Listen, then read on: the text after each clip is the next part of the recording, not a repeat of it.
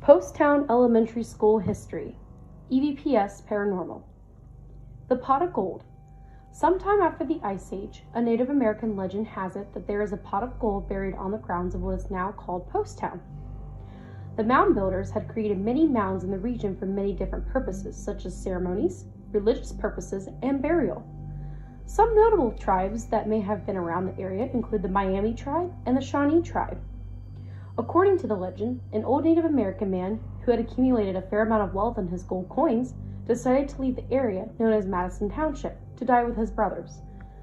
The older man had a daughter who he could not find a husband for. The older man had even offered the gold in exchange to marry his daughter. The man had supposedly died on a reservation near Peru, Indiana. The daughter never married, and the gold's remains are still unknown to this day. Let's fast forward to 1851. Poasttown became a shipping point. It was one of the major shipping points of the Cincinnati, Hamilton, Dayton Railroad. Before Poasttown became the elementary school that it is today, it was also an old one-room schoolhouse called Grange Hall. Eventually, it would also serve as the Madison Township Fire Department before becoming Poasttown Elementary in 1937. I wanted to talk about Peter P. Poast. In 1818, there was a man named Peter P. Poast. Poast was named the first postmaster of the town in 1848 with a salary of $57.20 a year. Post purchased the land that is now where the Poasttown Elementary School sits. At the time where Poast became the first postmaster, he had asked the village to change the name after him, and everyone agreed the town should be called Poasttown. He is buried at Mount Pleasant Cemetery in Middletown, Ohio. On July 25, 1891, employees of the National Cash Register were on their way back to Dayton, Ohio from a company picnic. The passenger train had smashed into a freight train, killing 4 people and injuring 50.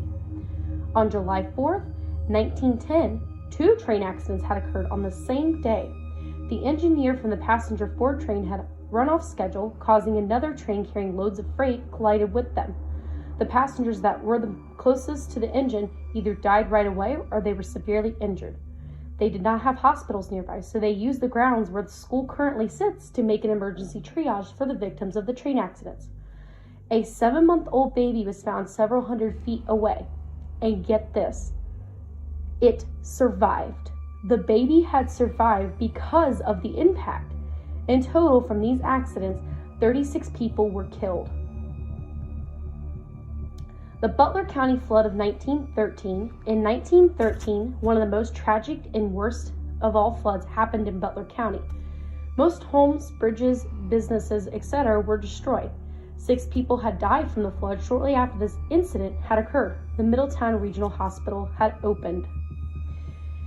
In 1918, the influenza pandemic had been widespread across all of the United States, and Middletown was no different. The hospitals were severely understaffed, and many were infected with the flu. The baby farm in 1924 were pretty common, but they were kind of a hushed or type of help to unwed mothers and prostitutes.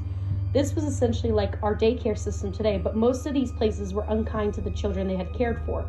The Poasttown baby farm was developed around Georgetown Road. A lot of babies would come here to work and die unfortunate deaths because health care and well-being of the child was too expensive. And here is Poasttown Elementary School, which was built in 1935 but was officially dedicated in 1937. Many believe there was an addition that was added to the school in 1954. While the school was in operation, there were no haunted reportings. However, there are some occurrences that did involve the school in some way.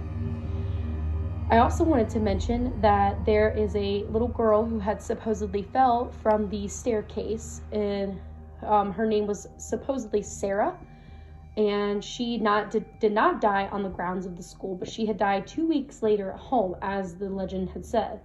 There was also a janitor who had died not on the grounds of the school, but he is said to have his name heard throughout the halls.